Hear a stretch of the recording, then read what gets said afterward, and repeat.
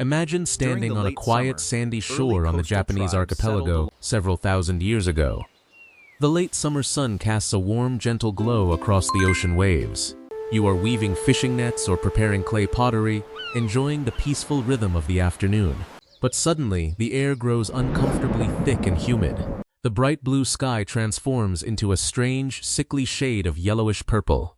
The gentle sea breeze vanishes, replaced by sudden, violent gusts of wind that change direction every few seconds.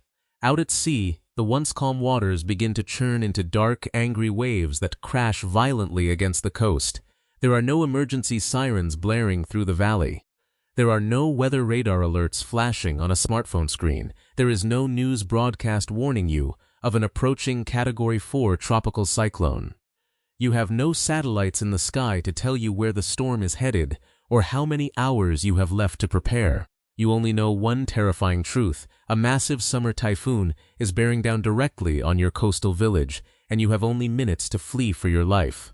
Welcome to prehistoric Japan, where ancient humans faced the untamed rage of the ocean and sky with zero advance warning. In our modern world, we track tropical storms for weeks before they ever make landfall. We analyze satellite imagery, track atmospheric pressure gradients, and calculate probability cones down to the kilometer. Our preparation relies on cutting-edge technology and global data networks. But for the ancient inhabitants of the Japanese islands, stretching across the prehistoric Jomon period from roughly 14,000 BCE to 300 BCE, and into the agricultural Yayoi period from around 500 BCE to 300 CE, weather prediction was an art form carved out of raw human observation and intergenerational survival wisdom. Ancient people read the approach of a typhoon not from screens, but from the subtle, frantic warnings of the natural world around them. They watched the erratic flight patterns of seabirds abandoning the coast and fleeing deep into the mountain forests for shelter. They noticed the sudden disappearance of coastal fish species swimming into deep water to escape the incoming surge. They felt the sudden drop in atmospheric pressure that made the leaves of trees curl and heavy humidity hang in the air like a wet blanket. It was an intense, desperate race between human instinct and the speed of an approaching tempest. When a prehistoric summer typhoon made landfall, it unleashed three distinct wave-like threats that devastated ancient communities. The first of these threats was the sheer, terrifying force of typhoon winds. During the Jomon period, people lived primarily in pit dwellings known as Tateyana-jukyo. These structures were excavated into the ground and capped with heavy timber frames and thick roofs thatched with wild miscanthus grass, known as kaya.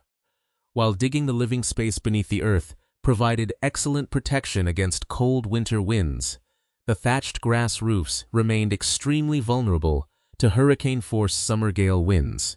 A single powerful storm could easily tear away roof thatch in seconds, exposing subterranean living quarters to torrential downpours. Even worse, the ferocious winds often destroyed or flooded underground storage pits, washing away precious stockpiles of dried chestnuts, acorns, and smoked meats that entire clans relied upon to survive through the remainder of the year. The second major threat was coastal inundation driven by massive storm surges. It is important to make a clear scientific distinction here. Typhoons produce storm surges, massive walls of seawater pushed inland by low atmospheric pressure and ferocious, sustained coastal winds. This is meteorologically distinct from a tsunami, which is generated by underwater earthquakes or volcanic eruptions. However, to an ancient villager standing on the shore, the catastrophic result was terrifyingly similar. A storm surge could drive ocean waters kilometers inland, drowning low-lying riverside communities, destroying wooden shelters, and sweeping away essential tools and canoes into the roaring ocean.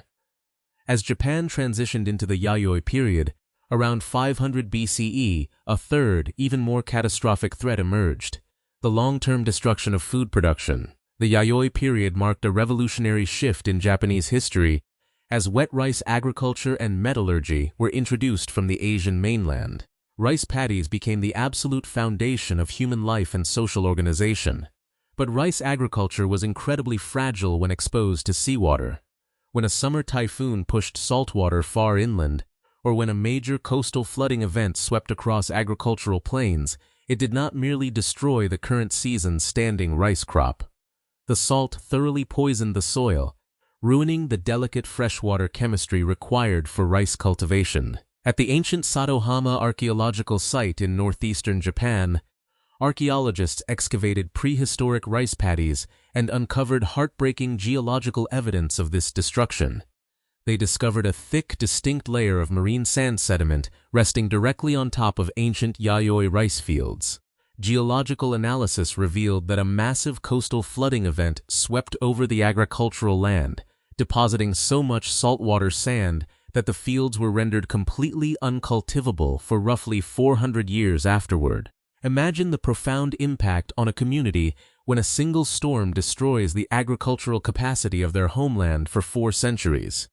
How do modern scientists and historians know so much about these prehistoric natural disasters when no written records existed at the time? The answer lies written in the earth itself. While historical written records of coastal disasters in Japan only stretch back about 1,300 years, such as the famous 869 Jogan earthquake and tsunami recorded in the ancient text Nihon Sandai Jitsuroku, which described giant waves destroying Tagajo Castle, geological evidence allows scientists to peer far deeper into the prehistoric past. In 2009, a landmark scientific study published in the journal Quaternary Science Reviews provided direct geological proof of prehistoric typhoon activity in Japan. Researchers analyzed long sediment cores extracted from 2 coastal saltwater lakes on Kamikoshiki Island in southwestern Japan. By examining the layers of marine sand and organic material trapped beneath the lake beds, scientists reconstructed a continuous record of severe coastal flooding events caused by intense typhoons spanning 6,400 years.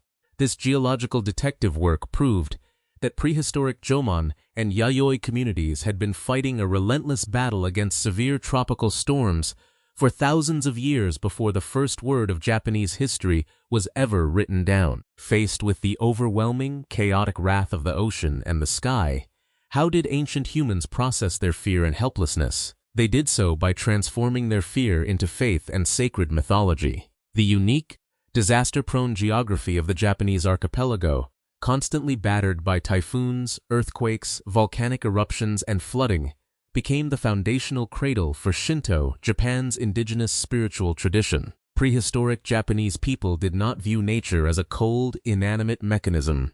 Instead, they personified the powerful forces around them as kami, or divine spirits. In Shinto mythology, no deity embodies the wild, unpredictable power of the summer typhoon more than Susanoo no Makoto, the god of the sea and storms. Susanoo was depicted as a fierce, volatile, and temperamental deity, capable of destruction and chaos, yet also possessing the power to bring life-giving rain and protection. For ancient Jomon and Yayoi communities, building shrines, offering sacrifices, and conducting sacred rituals were not acts of blind superstition. They represented a vital psychological coping mechanism and a spiritual framework. It was their way of trying to comprehend, respect, and negotiate with an unpredictable environment that possessed the power to destroy their world in a single afternoon. Across thousands of years, from the hunter-gatherers of the Jomon period to the rice farmers of the Yayoi, and all the way to modern high-tech Japan, the summer typhoons have never stopped coming. Our technology has advanced beyond anything our ancestors could have imagined. We can predict a storm's trajectory down to the hour, build massive concrete seawalls, and engineer typhoon-resistant skyscrapers.